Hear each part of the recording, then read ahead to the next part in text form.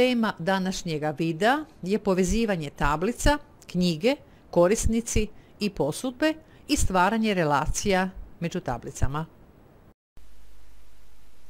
Access kao program spada u grupu relacijskih baza podataka. U relacijskoj bazi podataka podaci se spremaju u više različitih tablica. Smisao relacijske baze podataka je odrediti i uspostaviti odnose, odnosno relacije između tablica, da bi se podaci jedne tablice povezali s podacima iz drugih tablica.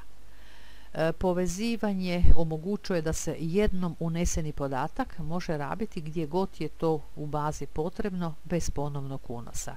Time smo riješili pitanje zalihnosti ili redundantnosti, da se isti podaci nepotrebno ne upisuju u više tablica. Dvije se tablice povezuju posredstvom polja koje mora imati iste značajke za obje tablice. To znači da polja koje služe za povezivanje ne moraju imati jednake nazive, ali moraju biti istoga tipa. Kad se dvije tablice povežu zajedničkim poljem, treba definirati prirodu tog odnosa. Access razlikuje tri vrste odnosa: 1 na 1, 1 na više i više na više. Mi ćemo u našemu zadatku promatrati prirodu odnosa 1 na više, one to many, a on omogućuje da se vrijednost primarnog ključa jedne tablice, primarne tablice, poveže s više zapisa povezane, odnosno sekundarne tablice.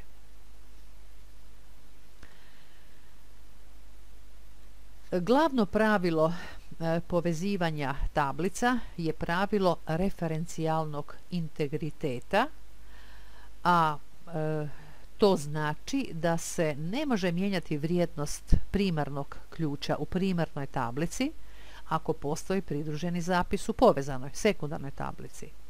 Zatim da se ne može obrisati zapis u primarnoj tablici ako postoji pridruženi zapis u povezanoj sekundarnoj tablici.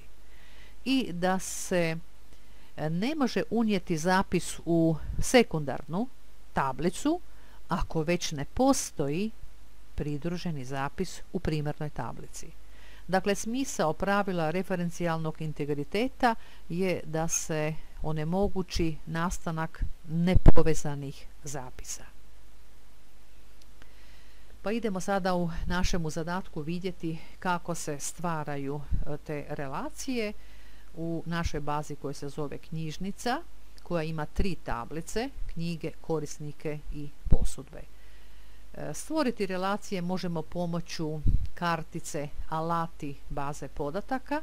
Klikom na karticu otvara se vrpca s naredbama i mi ćemo se osvrnuti na grupu odnosi, na naredbu u toj grupi koja se zove odnosi i krenuti na prikaz tablica.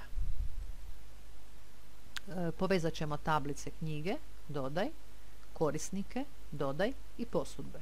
Dodaj i zatvori dijaloški okvir. Sada ćemo posložiti tablice da nam vizualno bude lakše kreirati relacije i krenuti u uređivanje. U grupi alati biram uredi odnose naredbu, otvara se dijaloški okvir u kojem ću postaviti veze između tablica. Kliknut ću na stvaranje nove relacije, novoga odnosa, a on je sljedeći.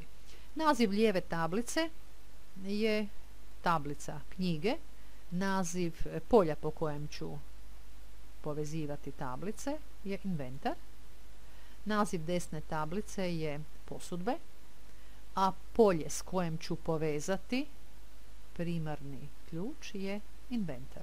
I potvrdit ću unesene podatke i Access ih je upisao u dijaloški okvir uređivanje odnosa.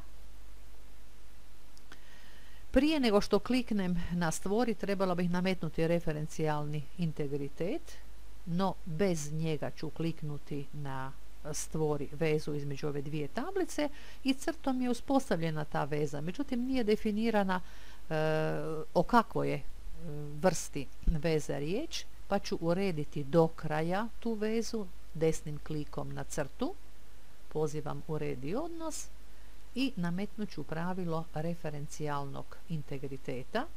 Primijetite da je Access prepoznao da se radi o tipu veze 1 na više, što je u redu, potvrdit ću, jer se jednom upisana knjiga u tablici knjige može posuditi bezbroj puta. Znači simbol kojim se prikazuje onaj odnos 1 na više i ovaj simbol beskonačnosti, i time je relacija kreirana. Krenut ću na uredi odnose između sljedeće dvije tablice, stvaranje novog, upisat ću podatke, naziv lijeve tablice je korisnici, povezujem korisnike kao primarnu tablicu i polje identifikator korisnika. S kojom tablicom ću povezati? S tablicom posudbe i s poljem identifikator korisnika koje mora biti istoga tipa kao identifikator korisnika u tablici korisnici. Potvrđujemo ove podatke, oni su upisani u dijaloški okvir uređivanje odnosa. Kliknut ću na nametni referencijalni integritet i naravno mogla bih uključiti u ovu vezu i kaskadno ažuriranje srodnih polja. Ono označava da će se nakon svake promjene u tablici primarnog ključa automatski ažurirati podaci u povezanoj tablici.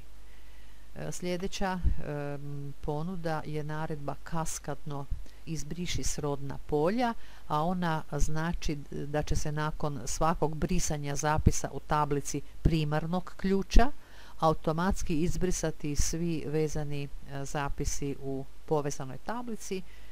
Tu valja biti kod te naredbe oprezan da se ne bi slučajno nepovratno izbrisali pogrešni podaci. Ostavit ću isključivo referencijalni integritet i kliknuti na stvori vezu. Veza je i dobro prikazana, što će reći da korisnik jednom upisan u tablici korisnici može bezbroj puta ili više puta posuđivati knjige iz knjižnice. Dakle, Access je prepoznao tip veze i time su relacije kreirane. Klikom na zatvori dobivam pitanje želite li spremiti promjene u izgledu odnosi. Naravno, relacije želim spremiti i one su spremljene. Pri pozivu tablica, odnosno odnosa, dobivam upravo kreirane odnose, odnosno relacije između tablica.